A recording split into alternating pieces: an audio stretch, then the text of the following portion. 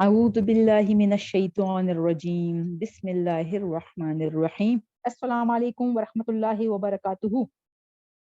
ہم نے یہ دیکھنا ہے کہ یہ اللہ تعالیٰ اپنے نبی پاک صلی اللہ علیہ وسلم کو سنا رہی ہے قصے، اور ان قصوں میں ہمارے لیے کیا سبق ہے۔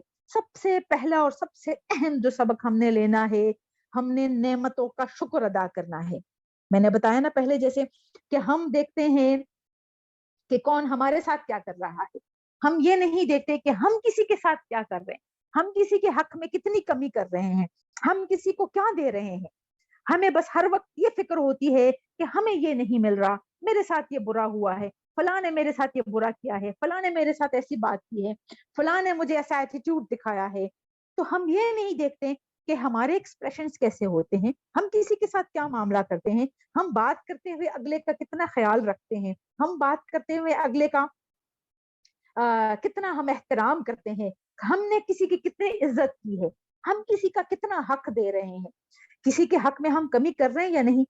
ہم نے آج کے سبق سے یہ سیکھنا ہے کہ ہم نے یہ سوچنا ہے کہ ہم کسی کے حق میں کتنی کمی کر رہے ہیں، پھر ہمیں یہ بھول جائے گا کہ ہمارے حق میں کوئی کتنی کمی کر رہا ہے۔ کیونکہ ظلم کا مطلب ہم نے سمجھا نا کہ حق میں کمی کرنا ہے، تو وہ چاہے کسی بھی رشتے کی حق میں کمی کرنی ہو، وہ ظلم ہوتا ہے۔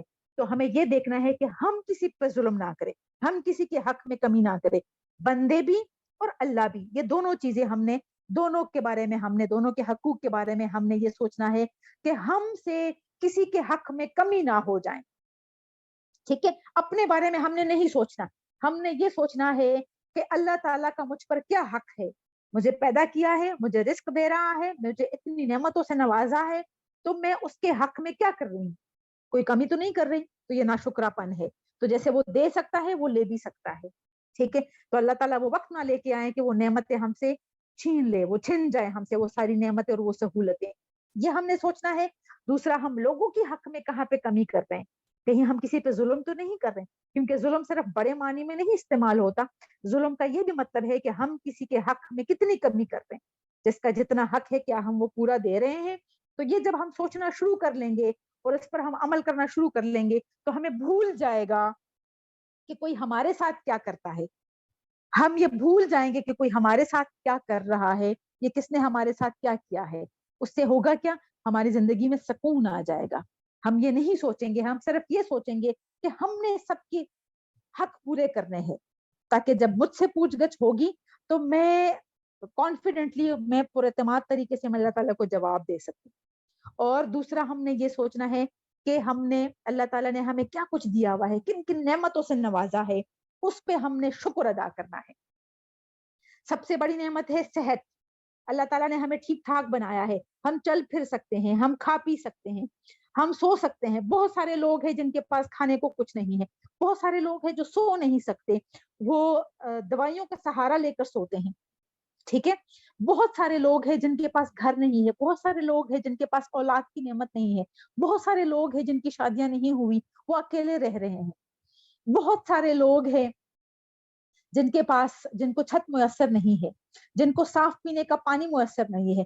تو ہم نے اپنے سے اوپر کو نہیں دیکھنا، ہم نے اپنے سے نیچے کو دیکھنا ہے، جن کے پاس کچھ نہیں ہے۔ تو ہم نے یہ سوچنا ہے کہ اللہ تعالیٰ نے ہمیں کیا کچھ دیا ہوا ہے، کن نعمتوں سے نوازا ہے، اس پر ہم نے شکر ادا کرنا ہے۔ یہ اللہ تعالیٰ کے حق کو پورا کرنا ہے، اس کا شکر ادا کرنا۔ پھر ہم نے یہ دیکھنا ہے کہ اللہ تعالیٰ نے ہمیں رزق دیا ہوا ہے، ہم سکون کی زندگی گزار رہے ہیں، ہم خود کما سکتے ہیں، ہم کھا سکتے ہیں، ہمیں کوئی کما کے لانے والا ہے۔ سب سے بڑی بات جو گھروں میں ہے، ہمیں یہ سوچنا ہے کہ ہمیں کوئی کما کے لانے والا ہے، ہم باعزت طریقے سے گھروں میں ہیں، ہمیں نہیں پتا کہ باہر کی سختیاں کیا ہے، کمایا کیسے جاتا ہے۔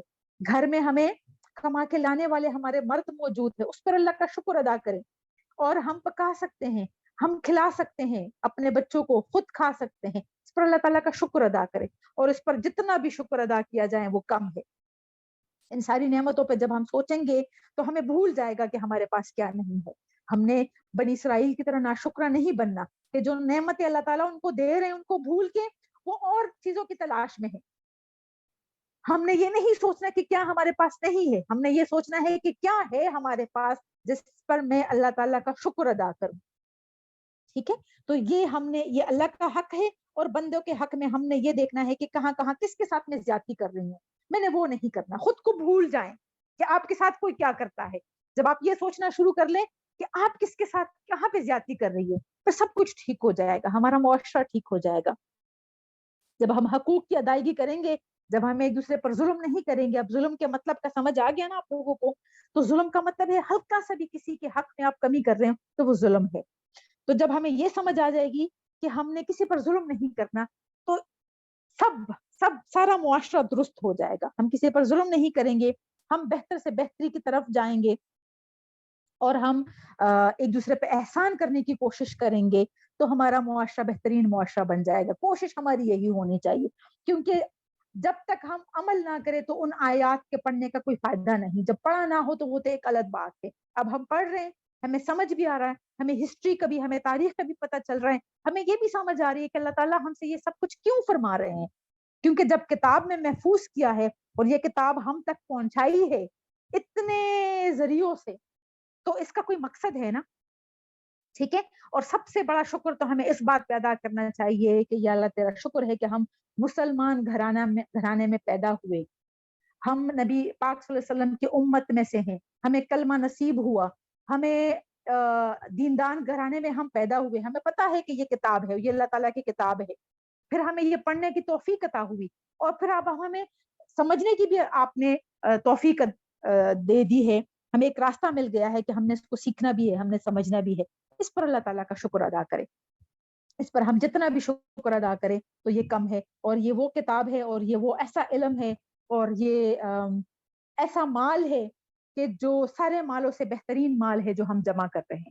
تو اسی پہ ہم نے اللہ تعالیٰ کا شکر ادا کرنا ہے. اسی پہ میں اختتام کرتی ہوں اپنی آج کی کلاس کا کہ ہم نے ایک دوسرے کا حق ادا کرنا ہے. ہم نے یہ نہیں سوچنا کہ میرے ساتھ کیا ہو رہا ہے، میں کسی کے حق میں کیا کمی کر رہی ہوں بندوں، اور پھر میں اللہ تعالیٰ کے حق میں کہاں پہ کمی کر رہی ہوں، میں کہاں کہاں پہ ظلم کر رہی ہوں. یہ ظلم کا لفظ دماغ میں رکھے کہ میں کہاں کہاں پہ ظلم کر رہی ہوں اللہ تعالیٰ کے ساتھ اور بندوں کے ساتھ. جب ہم یہ سوچیں گے تو پھر ہم ہر وقت کہیں گے الحمدللہ الحمدللہ الحمدللہ. وآخر دعوانا الحمدللہ رب العالمین. سبحانک اللہم وبحمدک، نشہد ان لا الہ الا انت، نستغفرک ونتوب الیک. السلام علیکم ورحمۃ اللہ وبرکاتہ.